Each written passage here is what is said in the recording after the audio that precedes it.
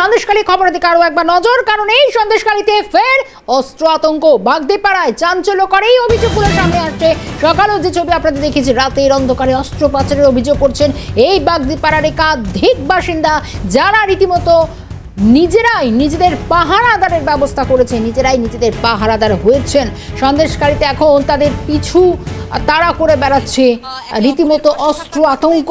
সেই অস্ত্র পাচারের অভিযোগ করছেন তারা, নিজেরা মানববন্ধন করলে না। সে ছবি আপনাদের দেখায়। সন্দেশখালীতে ফের অস্ত্র আতঙ্ক, নিজেদের নিরাপত্তার দাবিতে রাজ্য পুলিশের আর ভরসা নেই। তারা চাইছে কেন্দ্রের পুলিশ আসুক। রীতিমতো সন্দেশখালীতে ফের অস্ত্র আতঙ্ক, মানববন্ধন কর্মসূচি দিলেন বাগদিপাড়ার মহিলারা।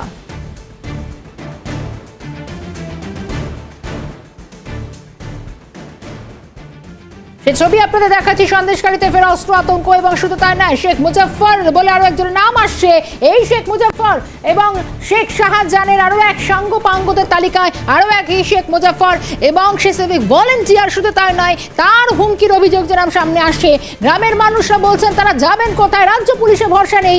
শুধুমাত্র এখন তাদের চোখের সামনে তাদের বাড়ি থেকে যেভাবে একের পর এক পুরুষদেরকে তুলে নিয়ে যাওয়া হচ্ছে, তাদের সন্তানেরা রীতিমতো ভীত সন্ত্রস্ত হয়ে রয়েছেন। তারা কাঁপছেন, কি করবেন জানেন না। পুলিশের বিরুদ্ধে সব থেকে এখানকার মানুষগুলো, এই গ্রাম বাসিন্দারা, এই বাগদিপাড়ার সাধারণ মহিলারা, যারা দিনের পর দিন আতঙ্কে রয়েছেন, কি বলছেন তাদের বক্তব্য শোনাবো। কারণ পুলিশ আমাদের কোনো সাহায্য করে না।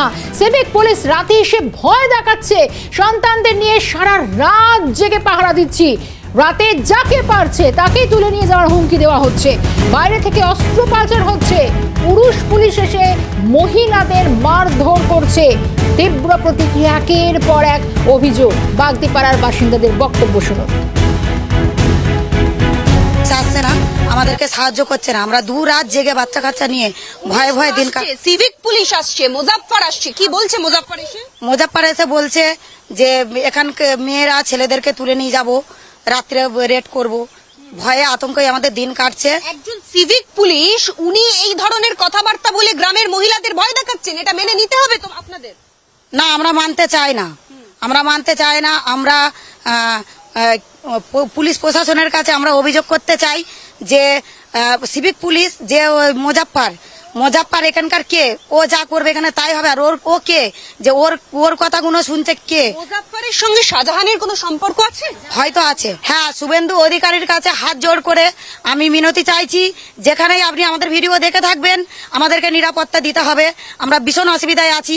এমনকি আমাদের রাত্রে আমাদের কি হবে আমরা জানি না। নিজেরাও পাহারায় বসেছেন? পাহারায় সারা রাত আমরা বাচ্চা কাচ্চা নিয়ে পাহারায় বসে থাকি। সব মেয়ে এখান থেকে ফোন ফেক করছে কি ঠিক করছে আমরা জানি না। উনি হুমকি দিয়ে যাচ্ছেন যে এখানে রাত্রে যাকেই ধরবো 12টার সময় তাকেই হচ্ছে তুলে নিয়ে চলে যাবো। বাইরের মানে আমাদের ভারতের বাইরের মেশিন পার্ট এখানে আসছে, কিভাবে আসছে এইসব। গ্রামেও কি এই ধরনের কার্যকলাপ হচ্ছে বলে এখনো আশঙ্কা করছো?